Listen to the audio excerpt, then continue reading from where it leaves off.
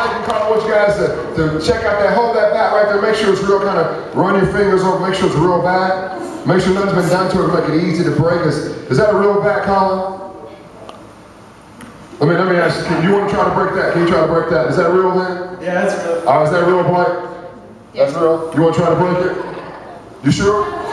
All right, give him a hand clap. Thank you guys, appreciate it. Awesome.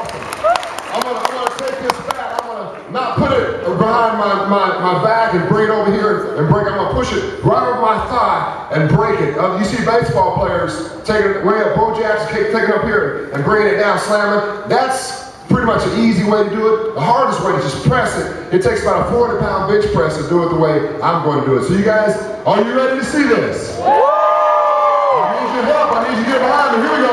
Everybody count down. 5, 4, 3, 2.